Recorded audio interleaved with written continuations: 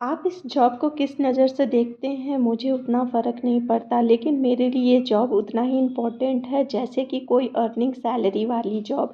तो ये जॉब है एक मदर होने की, जिसके लिए आपको 24/7 अवेलेबल रहना पड़ता है अपने बच्चे के साथ। तो ये बात उस दिन की है जब प्रियांश के स्कूल में स्पोर्ट्स मीट होने वाला था, और उसके लिए मुझे उसे बहुत दूर स्कूल से लेके जाना था, घर से काफ़ी दूर था, और वो भी अर्ली मॉर्निंग। तो बैंगलोर का वेदर अभी बहुत ही ख़राब हो रखा है, बहुत ठंड बढ़ रखी है।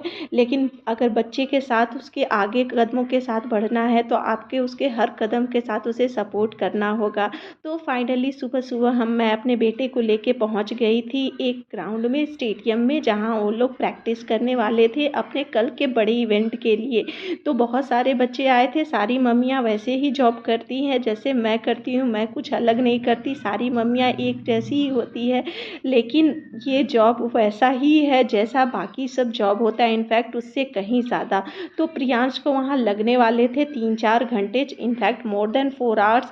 तो उतना टाइम मेरे पास था और मैं घर वापस भी नहीं जा सकती थी, तो मैं उस बीच में मुझे टाइम पास करना था।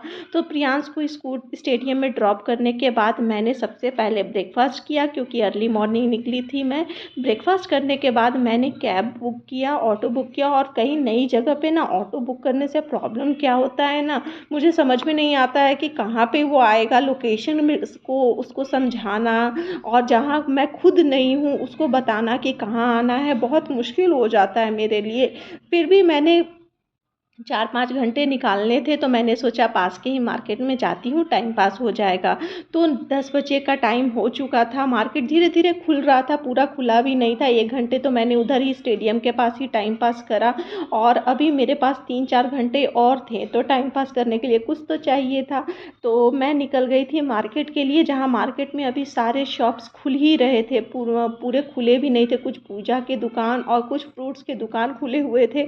तो क्या कर सकते हैं, कुछ चीज़ में अपना इंटरटेनमेंट निकालना चाहिए। तो मैं यहाँ देख रही थी, जैसे यहाँ ये कुछ कुछ नई नई चीज़ें मुझे देख रही थी, जैसे ये आलू बुखारा मैंने पहली बार देखा है, मैंने पहले कभी खाया नहीं है, लेकिन पता नहीं इसका टेस्ट कैसा होता है, मैंने ये लिया नहीं।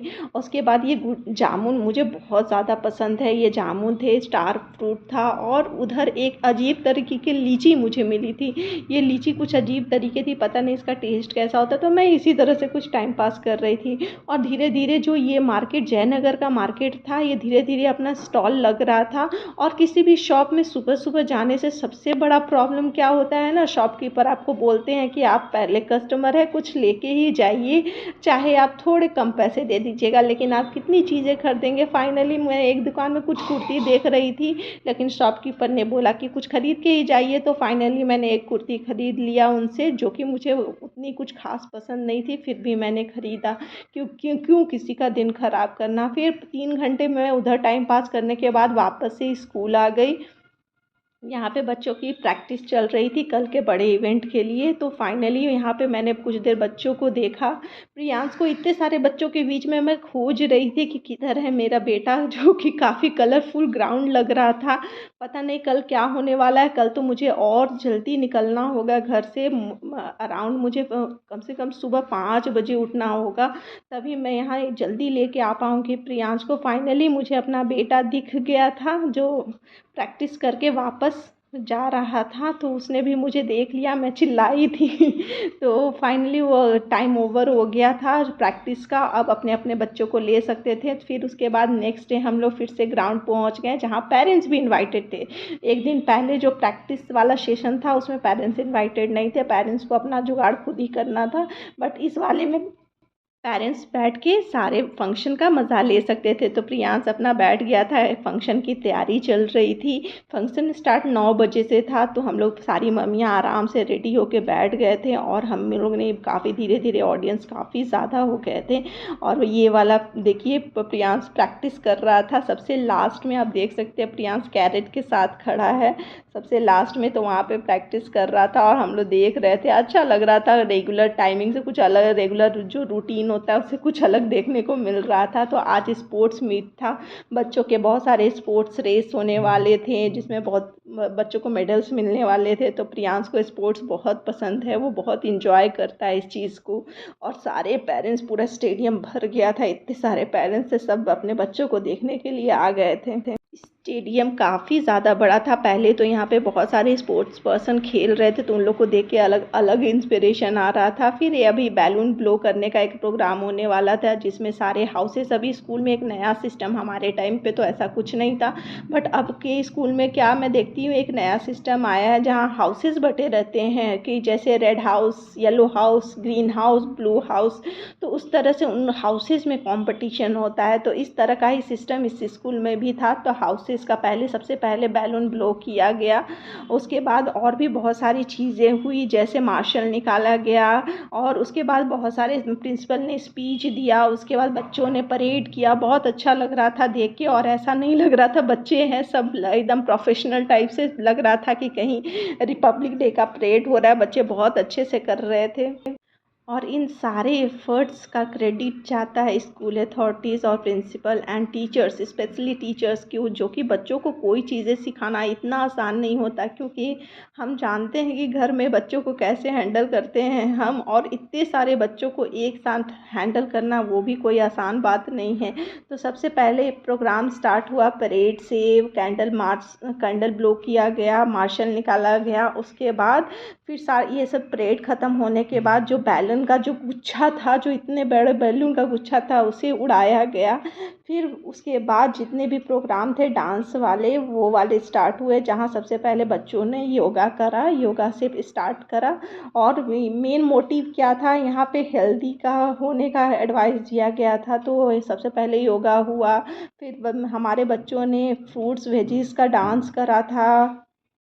बच्चों के लिए भी ये इतना आसान नहीं था क्योंकि डांस करना था इन्हें। उसके बाद फिर सब बहुत सारे रेस बैक टू बैक होने वाले थे, उसके लिए भी इन्हें बहुत, और सुबह से इनको जगा रखा था मैंने। प्रियांश को तो 5 बजे ही जगा दिया था, तो वो थोड़ा टायर्ड भी हो जाता, इतना जल्दी उसे जगने की आदत नहीं है, तो वो जो उसे जगा दिया था तो वो हो सकता है कि टायर्ड हो जाए। फिर फाइनली टाइम हो गया, सारे प्रोग्राम्स डांस वाले ख़त्म हो गए, अब बच्चों की रेस की बारी थी। तो सबसे पहले प्री केजी के बच्चों ने रेस किया, जो देख के इतना ज़्यादा क्यूट लग रहा था, इतना ज़्यादा क्यूट लग रहा था, मैं आपको आंखों से बता नहीं सकती है। मैंने जो देखा है, इतने छोटे छोटे टाइनी टाइनी बच्चे जो दौड़ रहे थे कंपटीशन में, मुझे देख के बहुत सुंदर लग रहा था। और एक बच्चा तो ऐसा था जो मुंह से हाथ नहीं निकाल रहा था, लेकिन फिर भी वो सारे रेस में फर्स्ट आ रहा था। जैसे इस वाले रेस में आप नोटिस कर सकते हैं उस बच्चे को, जैसे ये नोवेलिटी रेस था तो उसमें बच्चों को ना ब्लॉक्स को एक के ऊपर एक सजा के और फिर आगे बढ़ना था। ये बच्चा देखिए, वो एक हाथ से सारे ऑब्स्टिकल्स को क्रॉस करके उसने अपने मुंह से हाथ नहीं निकाला और वो जीत गया और बहुत इजीली जीत गया। फिर फाइनली प्रियांश का नोवेलिटी रेस आया जिसमें रिंग्स के अंदर से निकलना था। प्रियांश सबसे लास्ट में उस साइड में है जिसका लेमन ग्रीन कलर का रिंग्स है, तो प्रियांश लास्ट में बिल्कुल पीछे हो गया था, लेकिन उसने रिंग्स को बड़े बड़े स्पेस में फेंक के फिर रेस को कंप्लीट किया। वो बाहर होते होते फाइनली थर्ड किया। मैं तो बहुत चिल्ला रही थी, प्रियांश पास, प्रियांश पास। मैंने तो ऐसे आवाज़ म्यूट कर दिया है, लेकिन पूरा कैमरा में पूरा आ रहा था। फिर बच्चों के रनिंग रेस हुए हैं जहाँ छोटे छोटे बच्चे दौड़ रहे थे, उन लोग के बीच में स्पोर्ट्स स्पिरिट देख के बहुत अच्छा लग रहा था। फाइनली प्रियांश का रेस स्टार्ट हुआ जो 50 मीटर का था। तो प्रियांश को रनिंग रेस बहुत पसंद है, उसे रन करना बहुत अच्छा लगता है। और इसका सिलेक्शन 5-6 स्टूडेंट रन करेंगे, इसका सिलेक्शन स्कूल में ही हो गया था। तो यहाँ प्रियांश फर्स्ट आया था और मैं तो इतनी खुश हो गई थी कि मैं वहीं पर डांस करने लगी थी। बहुत ज़्यादा खुशी होती है जब आपकी मेहनत रंग लाती है। अब बच्चे समझते हैं कि हाँ सही में ये मैं मम्मी ने मेहनत करा है तो मुझे इसका आउटकम देना है कुछ। तो प्रियांश फाइनली सिलेक्ट हो गया था, 2-3 रेसों में उसने मेडल जीता था। और ये कर रहा था प्रियांश विनिंग डांस। उसके बाद सारे बच्चों को ले जाया गया मेडल डिस्ट्रीब्यूशन के लिए, जो जो बच्चों का सिलेक्शन हुआ था। सबसे पहले जो किंडरगार्टन छोटे बच्चे थे उन लोग को ले जाया गया। फिर हमारे जो बच्चे थे जो यूकेजी एलकेजी के थे उन बच्चों को लेके गया कि मेडल के लिए जो बच्चे ने मेडल जीता था। तो मेरा बेटा भी जा रहा था, मैं तो एकदम थक गई थी, धूप भी आ गई थी, बारिश के मौसम में धूप भी आ गई थी, बहुत ज़्यादा एग्जॉस्टेड फील हो रहा था। मॉर्निंग से जगे हुए थे, थक गए थे, लेकिन लेकिन ये खुशी कुछ ऐसी होती है ना कि आपको थकान होके भी बहुत ज़्यादा खुशी होती है। तो प्रियांश फाइनली गया मेडल लेने के लिए। To the next winning, we have the boys 200 meters running race for K2 boys. In third position, Rayansh. Second position, Arush Bhatt. In first position, Priyansh Kumar. I repeat, Priyansh in first position, Arush in second position, and Rayansh in third position. बच्चे को first position पे और उसका नाम सुनना बहुत एक अलग ही अनुभव होता है। मैं आपको बस शब्दों में बयान नहीं कर सकती, बहुत ही अच्छा लग रहा था। और ये मैं वीडियो इसलिए नहीं बना रही हूँ कि ये वीडियो पॉपुलर हो जाए, ये मैं लाइफ टाइम के लिए ये मेमोरी सेव करके रखना चाहती हूँ, इसीलिए मैं ये वीडियो बना रही हूँ। मेरे लिए बहुत खुशी का दिन था ये, और भगवान करे ऐसी खुशियाँ मेरा बेटा हमेशा मुझे देते रहे। बहुत खुश होती हूँ मैं ये सब चीज़ें देख के, क्योंकि मैं अपना एफ़र्ट और अपना फुल टाइम इसको देती हूँ।